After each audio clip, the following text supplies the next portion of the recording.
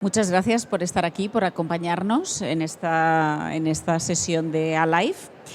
Este es un año de celebraciones en Arco porque desde hace 35 años hay varias generaciones de artistas, de críticos, de comisarios, de galeristas, de coleccionistas que hemos crecido con Arco y que también nos hemos ido encontrando en Arco.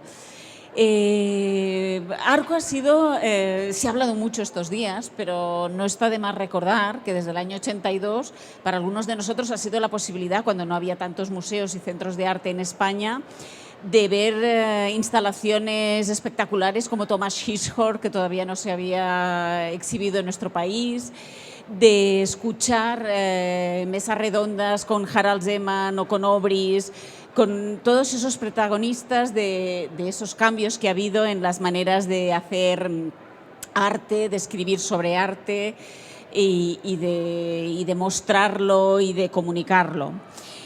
Por eso nos ha parecido que era un buen momento para hacer un poco de balance de lo que Arco como excusa o como buen ejemplo de cómo han ido cambiando el mundo del arte, las prácticas, los papeles de cada uno, de artistas, de galeristas, de coleccionistas, de críticos, las relaciones entre todos estos agentes también.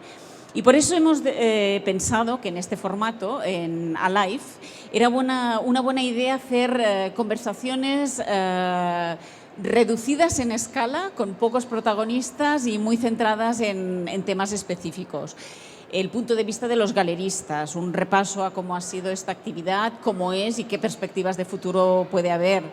Una segunda conversación con artistas, con coleccionistas también y finalmente con críticos y comisarios. Muchos de ustedes nos conocen, ADES, los organizadores de Alive, pero yo creo que no está de más hacer como una breve presentación de qué es ADES, que es un instituto de arte y crítica contemporánea. Es básicamente el grueso de nuestro trabajo es una revista online donde hablamos de arte, pero hablamos también de todo un poco, desde el punto de vista del arte, porque en definitiva lo que creemos es que el arte, el pensamiento crítico es el que nos puede ayudar a transformarnos, a transformar el mundo y hacer esas lecturas de lo que está pasando, hacernos libres y también que dejemos de ser consumidores para ser más ciudadanos críticos.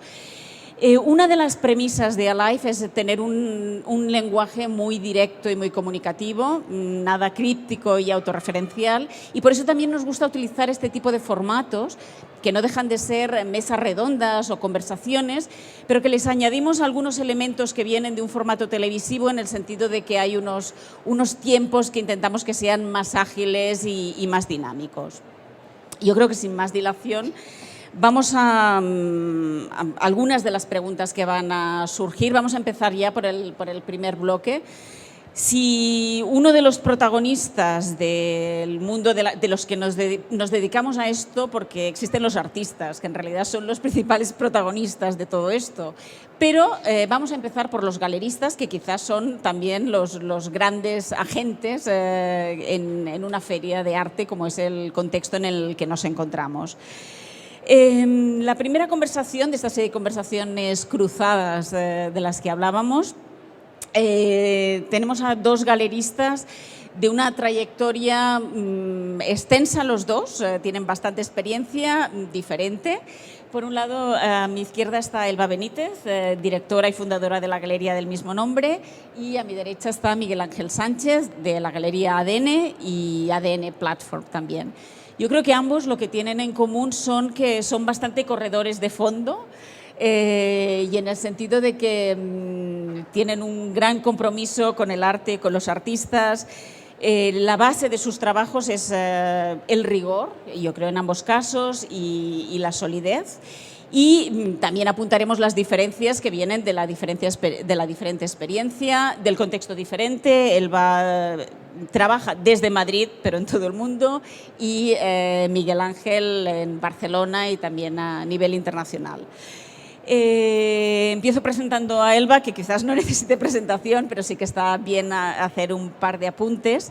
La galería cumple este año 26 años, que es un largo recorrido y que te ha permitido ver lo que ha pasado en todos estos años. Cuando en alguna entrevista he visto que se preguntaba por la línea de la galería, en realidad insistes en decir que hay múltiples lenguajes y que estás continuamente abriendo vías, ¿no?, de investigación. Y también he leído que para ti una definición de galería es decir que es una empresa al servicio de los artistas. ¿Defines así tu galería? ¿Cómo defines tu galería? ¿Cómo te defines?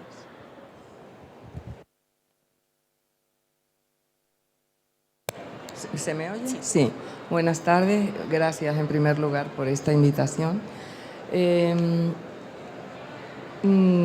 A ver por dónde empiezo. ¿Cómo defino la galería? Bueno, sí. La galería se ha ido definiendo en 26 años porque cuando empiezas, yo además empecé sin ninguna formación en el campo del arte, sin ninguna experiencia tampoco de trabajo en este sector. Y realmente en estos años lo que he hecho es aprender, sobre todo de los artistas y de personas como Fernando Meana, por ejemplo. Ellos, toda esa familia que conforma una galería, porque el grupo de artistas con los que trabajas al final es una familia que llegas a conocer, que sabes, bueno, cómo tratar a unos, por dónde llevar a otros, cómo negociar.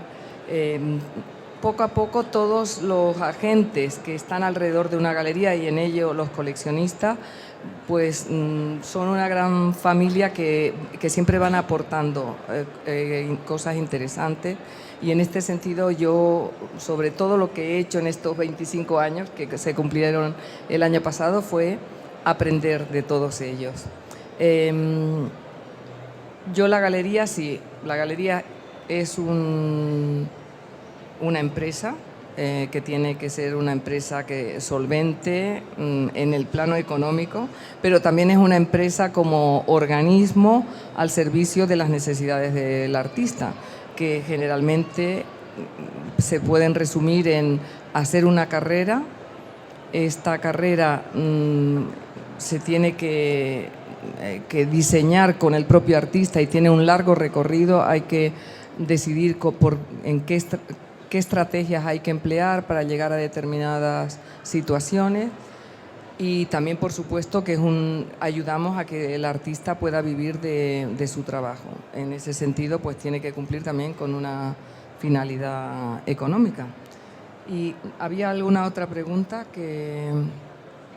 Pero yo, por ejemplo, en el caso de mi galería, esto hablo en general, pero en el caso de mi galería, como yo he trabajado intuitivamente, es también como podría trabajar en las exposiciones y en el programa como alguien que ayuda a sacar lo mejor del trabajo de un artista.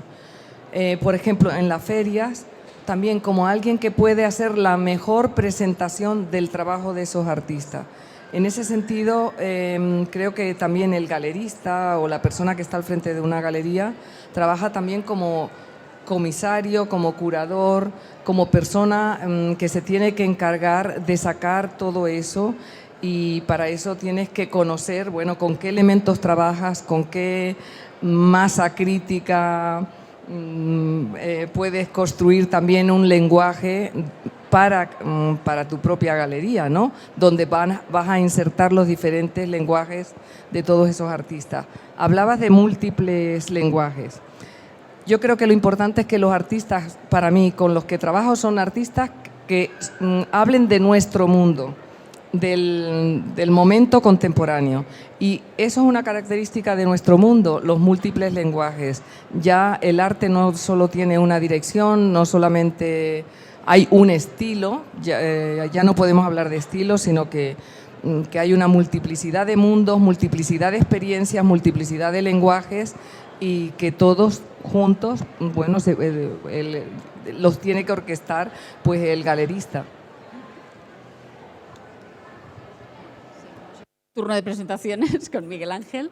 ADN se inauguró en el 2003 y 10 años más tarde inauguras ADN Platform en las afueras de Barcelona como un espacio en el que dar apoyo a artistas emergentes, a la creación, al comisariado también. No es un espacio rentable, pero la finalidad es otra, ¿no?, de ADN Platform. Me gustaría que explicaras un poco cómo ha hecho Elba, cómo es tu galería y cómo es el planteamiento de ADN Platform. Bueno, en primer lugar, buenas tardes y gracias a DES por la invitación. Coincido absolutamente con Elba. Una galería no deja de ser una experiencia de aprendizaje constante y menos mal que es eso, ¿no? Para nosotros ha sido, para mí y para todo mi equipo, más que una experiencia de aprendizaje, ha sido una experiencia de madurez, de ir madurando, de ir conociéndonos a nosotros mismos, la sociedad en la que vivimos, en nuestro contexto, nuestras dinámicas, a través de los ojos de los artistas, ¿no? A nivel más práctico, efectivamente, una galería no deja de ser un instrumento al servicio de los artistas para los que trabajas. Si consigues ser eficiente, pues obviamente los retornos serán mejores, ¿no? Sí que es cierto que tras 5, 6, 7 temporadas de trabajo, de esa dinámica en la que estamos, que es un poco tiránica, de viajes constantes, inauguraciones constantes, exposiciones que tienes que intentar rentabilizar de alguna u otra forma, a veces es un retorno económico, a veces es un retorno no cuantificable.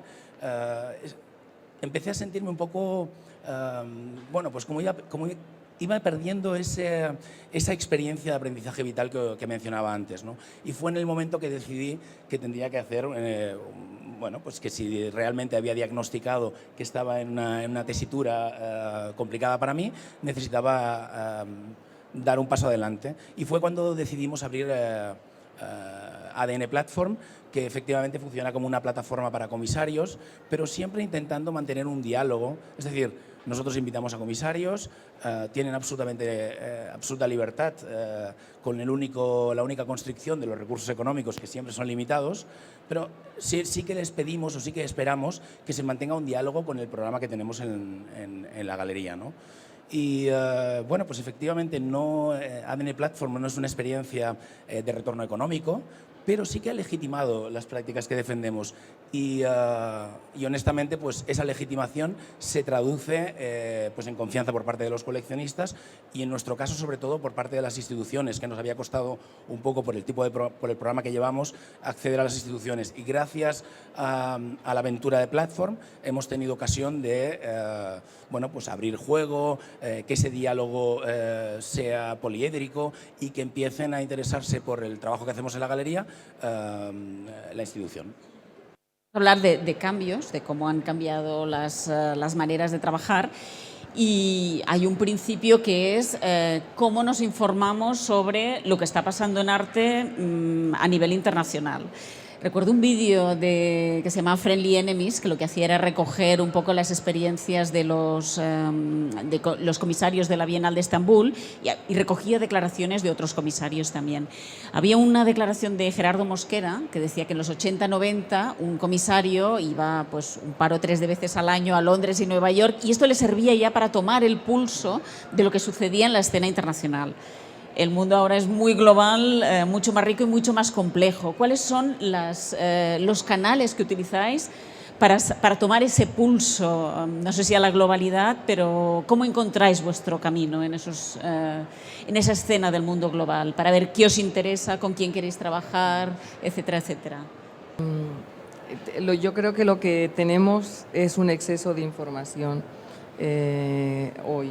Porque si estás suscrito a todos estos canales de información digital que te llegan, eFlux, Artnet, Artsy, te están continuamente bombardeando con información y dándote a conocer nuevos nombres continuamente. y puede ser una cosa obsesiva, ¿no?, si va por ahí. También es verdad que viajamos porque hacemos muchas ferias al año. Las ferias, tengo que confesar que no, la mayoría de las veces no las veo, no visito otros stand y los veo con el detenimiento de que me podrían ayudar a conocer otras nuevas propuestas, porque estamos metidos en nuestro stand allí tratando de, bueno, de rentabilizar el máximo de tiempo. Y entonces, pero recuerdo que en los primeros años de la galería esa fue una fuente de información importante, las ferias.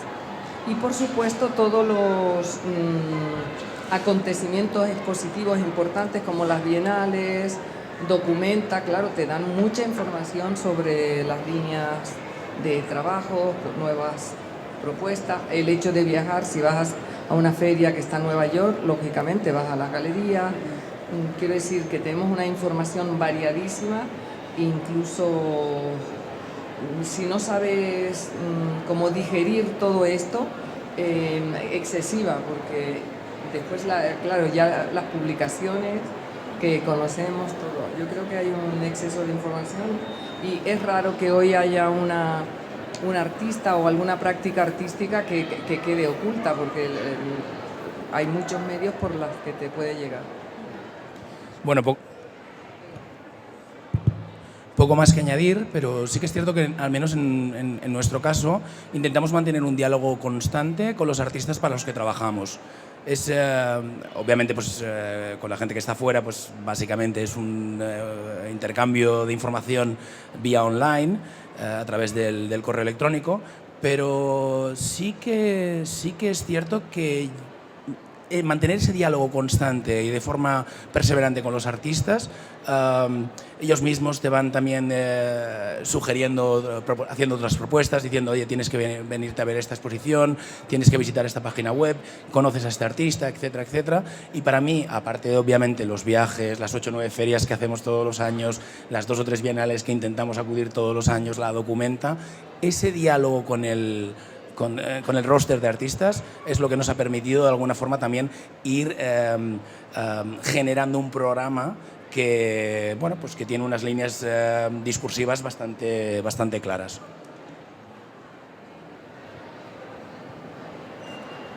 Lo que quiero también es, por si acaso hay gente que está aquí que no pertenece, pues, al mundo profesional del arte, que las galerías que tienen, bueno, una capacidad de trabajo importante y que tienen un poder dentro de nuestro sector, tienen personal que se dedica exclusivamente a buscar estos nuevos valores. Yo estamos hablando que creo que es tu caso también, que nosotros somos el tipo de galería que muchas de esas funciones las asumimos el propio galerista, pero es normal en una galería altamente profesionalizada que tengan un crítico de arte o curador o personal en la galería dedicado a buscar esos nuevos valores y a seleccionar, presentando pues una selección que ha pasado por muchos cribas y filtros y adaptada pues a la línea de la galería y con una posibilidad de que sea exitosa en el futuro para la galería. Por último, también el diálogo que mantenemos los galeristas. Es decir, efectivamente las galerías que tengan pues, 10, 15, 30 personas trabajando, pues efectivamente destinan parte de sus recursos a hacer prospección. Pero yo, por ejemplo, imagino que tú con la gente, con tus... Y 100. Pero bueno, imagino que tú, con la gente con la que has ido creciendo, también has tenido esa empatía de ir comunicando. Oye, pues estuve en tal bienal y hay un artista que clava perfectamente en tu programa, ¿no? Y es cierto que yo sí que he notado, al menos en mi círculo, una generosidad a ese nivel, que hablando luego con galeristas, no ya con Elba, pero con galeristas que tienen todavía más trayectoria, no lo han vivido así. Era como que cada uno intentaba hacerse su programa y distanciarse y diferenciarse mucho del otro. Yo creo que, en cambio, mi generación intercambiamos información de forma mucho más positiva. No, perdona, como es una conversación. Quiero hacer hincapié en lo que has dicho. Cuando yo llegué a este mundo, que fue en el año 1990, es verdad, las galerías era el coto cerrado de determinadas instituciones, organismos, dentro del panorama que existía. Pues el arte también refleja las fuerzas que operan y el poder que hay en unas galerías frente a otras. Esto se veía, o sea, sociológicamente también funcionaba así.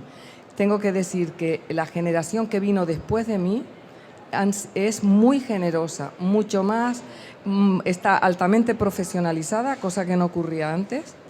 Y además son personas que me gusta mucho apoyarles, abrirles nuevas vías, porque tienen otra actitud, vienen de haber compartido internacionalmente también estudios, y se ha notado que, bueno, que estas galerías mucho más jóvenes han traído también un aire fresco dentro del sector de nuestro país el que yo encontré cuando llegué. Yo creo que también vuestro trabajo es estáis entre medio de muchas cosas, porque estáis en contacto directo con el mercado, con los artistas, con la práctica, con la teoría, con los críticos y con la comunicación también. Entonces estáis tocando muchas teclas, pero quizás a veces no recibís lo positivo de todos estos campos, sino que puede ser que se os vea también como un poquito ajenos. No sé, en cualquier caso estáis entre medio de muchos de esos aspectos.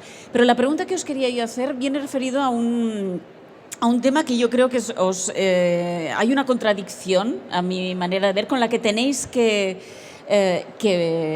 batallar, que dialogar, que resolver. Y es que una de las cosas que han cambiado mucho en el mundo del arte últimamente es la distribución.